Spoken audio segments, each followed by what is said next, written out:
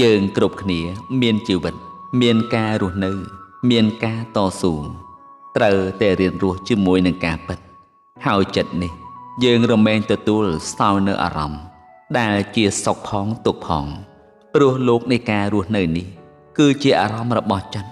បានត្រឹមតែចិត្តនិងអារម្មណ៍ប៉ុណ្ណោះលោកអ្នកសាពិចារណាគិតទៅមើលនៅក្នុងលោកនេះតើមានអ្វីជារបស់យើងឲ្យពិតប្រាកដទៅចិត្តនេះគ្រាន់តែជាធម្មជាតិសម្រាប់ដឹងនៅក្នុងអារម្មណ៍ដែលយើងប្រកាសថាសុខនិងទុក្ខអាក្រក់និងល្អប៉ុណ្ណោះវាគ្រាន់តែជាកើតឡើងជារឿងធម្មតាដូចជាផែនដីរមែងទទួលនៅអារម្មណ៍គ្រប់យ៉ាងទាំងធ្ងន់ទាំងស្រាលដូច្នោះហើយតែចិត្តនេះប្រាចាលក្ខណៈបានត្រឹមតែជាចិត្តប៉ុណ្ណោះមុនហើយនឹងក្រោយចិត្តនេះគង់នឹងចេញដំណើរចេញចាកពីលោកនេះទៅដោយមិនបានព្រៀងទុកជាមុនរូបកាយនេះក្រំគ្រាហើយជាសំណាក់នៃរូបជារបស់ផុយរាងកាយនេះជារបស់ស្អុយតែងរមែងបែកធ្លាយទៅវិញ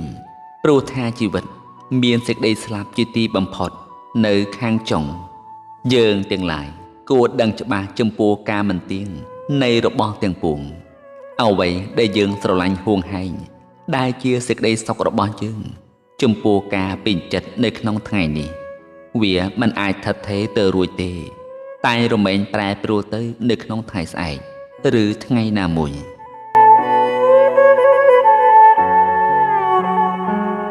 ប៉ុណ្ណាហើយនៅក្នុងលោកនេះតាមពិតអ្វីដែលយើងបានជួបគ្នាក្នុងគ្រានេះ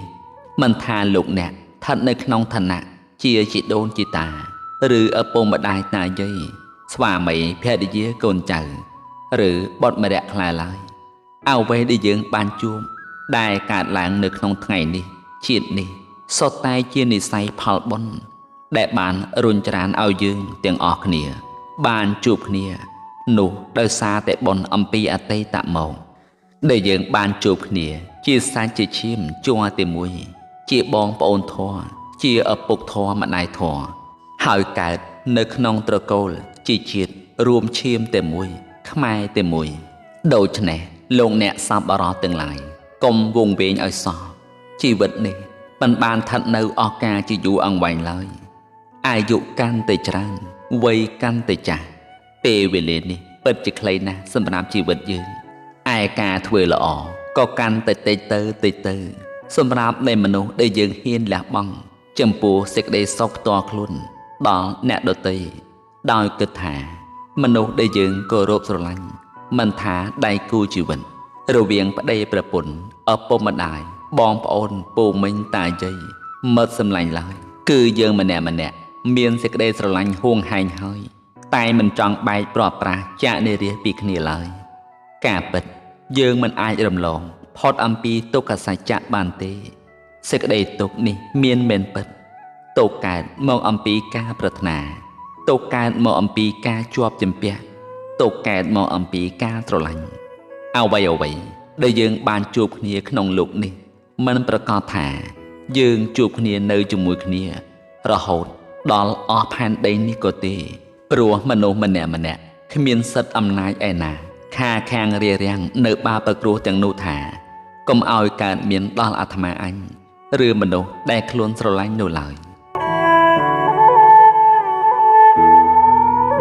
នៅក្នុងសេចក្តីនេះម៉ែចោគឺសេចក្តីស្លាប់មិនអាចយោគយល់ចំពោះជនណាម្នាក់ជាដាច់ខាតទោះបីមនុស្សនោះក្រឬមានសម្បុរល្អឬអាក្រក់ទាបឬខ្ពស់មិនថាក្មេងចាស់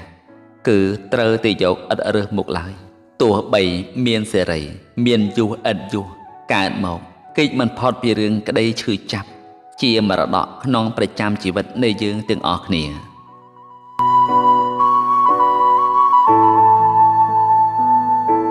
បងប្អូនទាំងឡាយជាទីរាប់អាន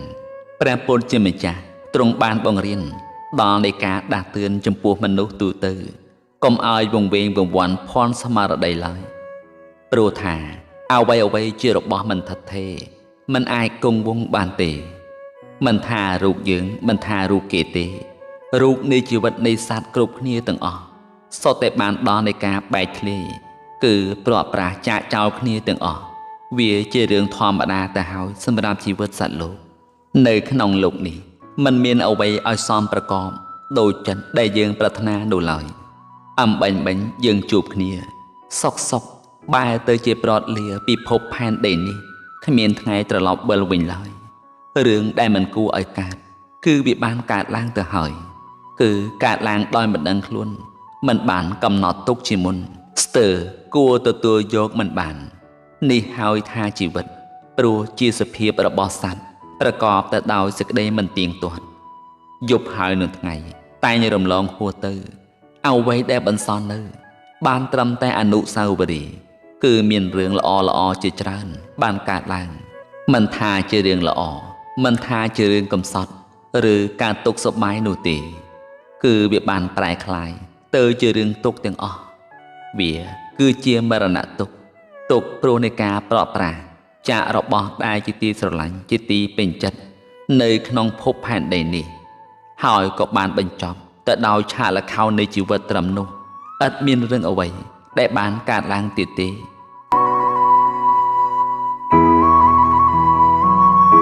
នៅក្នុងលោកនេះយើងតែងសម្គាល់ថាអ្វីពិតជាធំណាស់ទឹកមហាសមុទ្រក៏ធំផែនដីនេះក៏ធំពិភពលោកនេះពិតជាល្វឹងល្វើយណាស់ឯមនុស្សទាំងឡាយគ្មានអ្នកណាធំជាងអ្នកណានោះទេបើទោះបីជាមានមុខមាត់យស័ក្តិមានទ្រព្យសម្បត្តិមហាសាលមានអំណាចចេស្តាបណ្ណាក៏ដោយទីបំផុតនៃជីវិតនេះក៏គង់មិនធំជាងក្តារមឈូសដែរ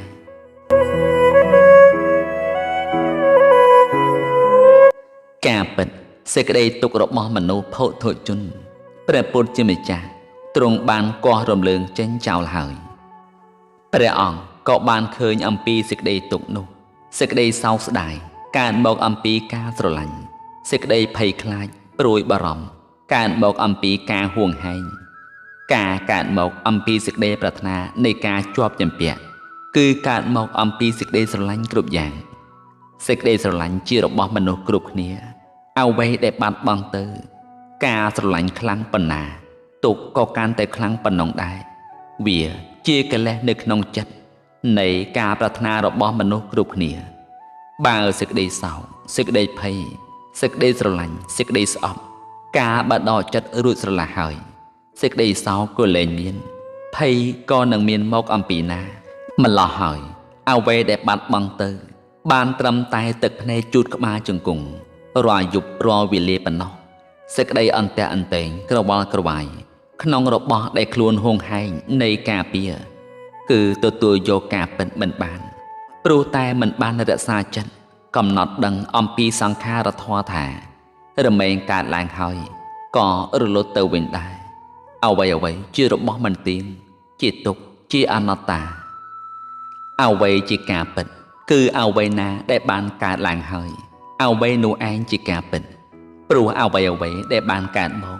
តាមហេតុរលត់តាមហេតុដោយបច្ច័យតតែងដ៏ត្រឹមត្រូវ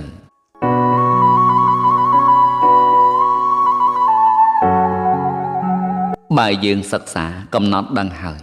យើងត្រូវរៀនលះបង់ខ្លះបើមិនច្រើនក៏តិចដែរក៏មានសេចក្តីប្រាថ្នានៅក្នុងចំណងក្នុងរបស់ដែលអត់មិនអន្ទះអន្ទែងខ្វល់ខ្វាយទៅក្នុងចំណងនោះបានរៀនព្រមទទួលយកក្នុងការពិតមានសុខកាយសុខចិត្តខ្លះរៀនរស់ជាមួយនឹងអ្វីដែលបានកើតឡើងហើយដែលកំពុងប្រកបនៅក្នុងពេលនេះ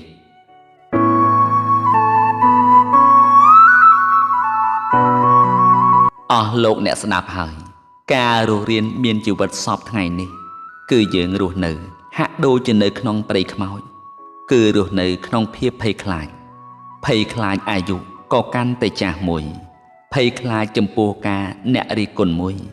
ភ័យខ្លាចចំពោះការបាត់បង់មួយភ័យខ្លាចចំពោះសុខភាពមិនល្អមួយភ័យខ្លាចសេចក្តីស្លាប់មួយអ្វីដែលភ័យទាំងនេះអាចនឹងធ្វើឲ្យយើងកើតមានសេចក្តីទុក្ខមិនអាចដកចេញបានដូច្នេះហើយការរស់នៅរបស់មនុស្សបច្ចុប្បន្ននេះគឺរស់នៅមិនប្រកបនិយមរស់នៅក្នុងភាពស្រពេចស្រពិលឯកោរហោឋាន រកកោះរកត្រោយគ្មានរស់នៅក្នុងភាពអវិជ្ជាបិទបាំងគ្មានពន្លឺប្រាជ្ញាផុងទៅនៅក្នុងសេចក្តីទុក្ខដ៏ក្រៀមក្រំជាពន់ពេក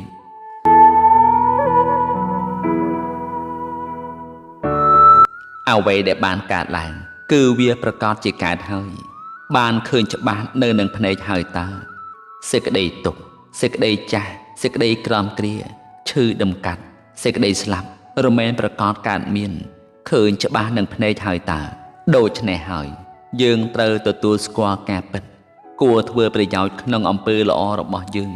ទាំងកាយវាចាចិត្តផ្ដល់ឲ្យគ្នាទៅវិញទៅមកចូលលោកអ្នកកុំធ្វើប្រហែសនៅអ្វីដែលអ្នកគិតថាក្នុងអំពើល្អសម្រាប់ខ្លួនឯងនិងមនុស្សដែលរស់នៅជុំវិញខ្លួនរបស់អ្នកគឺយើងត្រូវធ្វើសេចក្តីល្អឲ្យលឿនទៅព្រោះនៅក្នុងភពផែនដីនេះមិនមែនជាស្រុកដែលយើងចោទអាស្រ័យនៅអស់ការចនិចនោះទេ